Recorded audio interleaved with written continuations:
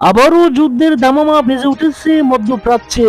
যুক্তরাষ্ট্র ও ইসরায়েলের সঙ্গে টানা ৩৮ দিনের সংঘাত শেষে যে অস্থায়ী যুদ্ধবিরতিতে সম্মত হয়েছিল ইরান, তা থেকে বেরিয়ে নতুন করে যুদ্ধের প্রস্তুতি নিচ্ছে দেশটি। এরই অংশ হিসেবে সর্বশেষ যুদ্ধে মার্কিন ও ইসরায়েলি বিমান হামলায় ধ্বংসস্তূপের নিচে চাপা পড়া ক্ষেপণাস্ত্র ও অন্যান্য সামরিক সরঞ্জাম উদ্ধারে জোর তৎপরতা শুরু করেছে তেহরান। একই সঙ্গে মাটির নিচে লুকিয়ে রাখা অস্ত্র বের করে আনা হচ্ছে।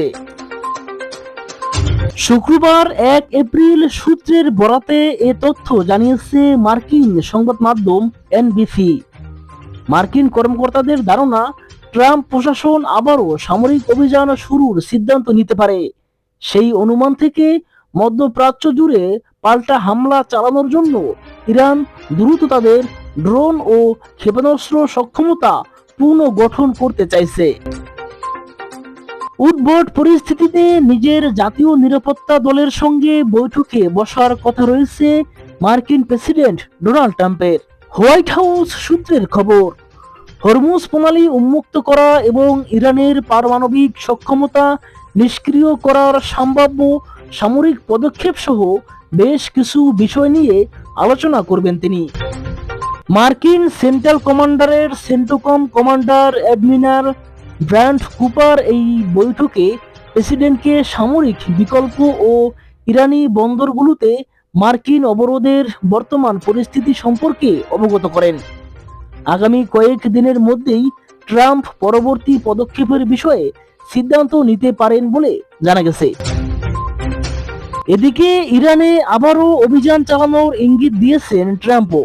বৃহস্পতিবার ওভাল অফিসে সাংবাদিকদের সঙ্গে আলাপকালে মার্কিন প্রেসিডেন্ট বলেছেন, ইরানের সঙ্গে আবার যুদ্ধ শুরু করার প্রয়োজন হতে পারে।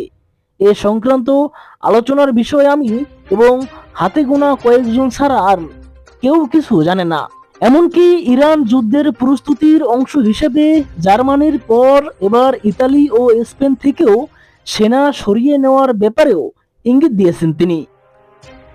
এছাড়া মধ্যপ্রাচ্যে দায়িত্বরত মার্কিন সেন্ট্রাল কমান্ডার সেন্টোকম এক বার্তায় জানিয়েছে, ইরানের সঙ্গে চলমান যুদ্ধ পরিস্থিতির মধ্যে মধ্যপ্রাচ্যে অবস্থানরত নিজেদের যুদ্ধ জাহাজগুলোতে নতুন করে জ্বালানি, খাবার ও গোলাবারুদ সহ প্রয়োজনীয় রসদ সরবরাহ করেছে মার্কিন সামরিক বাহিনী। সামাজিক যোগাযোগ মাধ্যমে সেন্টোকমের শেয়ার করা কিছু ছবিতে দেখা যায় গাইডে মিসাইল সহ বিভিন্ন ধরনের অস্ত্র ও গোলাবারুদ তোলা হচ্ছে। রণতরীটি বর্তমানে মধ্যপ্রাচ্যে মোতায়েন করা ইউএসএস আব্রাহাম লিঙ্কন ক্যারিবিয়ার স্ট্রাইক গ্রুপকে সহায়তা দিচ্ছে। এর আগে ইরান যুদ্ধে নিয়োজিত মার্কিন সেনাদের সরিয়ে নেওয়ার লক্ষ্যে ডেমোক্র্যাটদের আনা একটি প্রস্তাব নাকচ হয়ে গেছে যুক্তরাষ্ট্রের সিনেটে।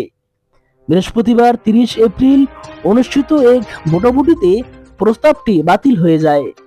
সিনেটে প্রস্তাবটি ৪৭ থেকে ৫০ ভোটে পরাজিত হয়। অপরদিকে শুক্রবার ১ মে মার্কিন প্রেসিডেন্ট ডোনাল্ড ট্রাম্পের ইরান যুদ্ধ চালিয়ে যাওয়ার ক্ষমতার উপর একটি আইনি বাধ্যবাধকতার সময়সীমা শেষ হতে যাচ্ছে।